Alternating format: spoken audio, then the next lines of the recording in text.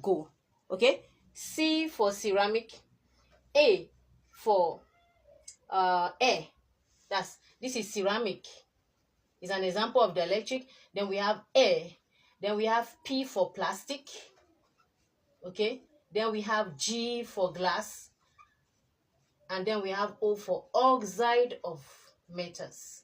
Oxide of metals. Okay. So all of this CAPGO is the acronym for examples of dielectric.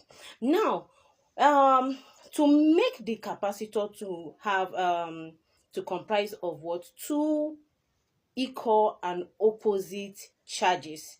It is connected to an external terminal. Okay, it's connected to an external terminal, which is what? Battery. Okay, so if it is connected to a terminal, the diagram will look this way.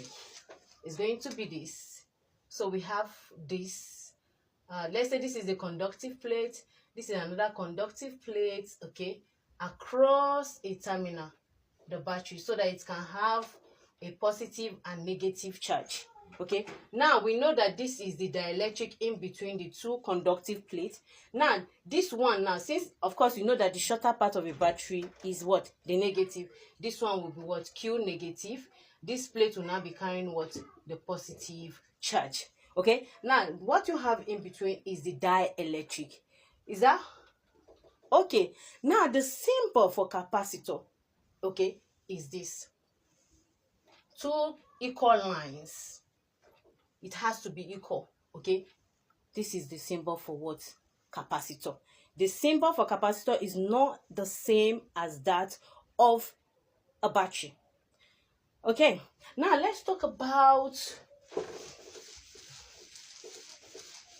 now mathematically. I just want you to know this. Mathematically, or not mathematically, experimentally, it has been proven that the magnitude of charge is directly proportional to the potential difference V. Okay, so we have this. Experimentally, it has been proven. Okay, and you know in mathematics, if I'm to remove this sign of proportionality, we introduce a constant. So we have Q is equal to what? CV. Where C is a constant, we have Q to be the charge, then we have V to be what? The potential difference. Is that okay? Now C, this constant is termed capacitance. Capacitance C. Now, what is a capacitor?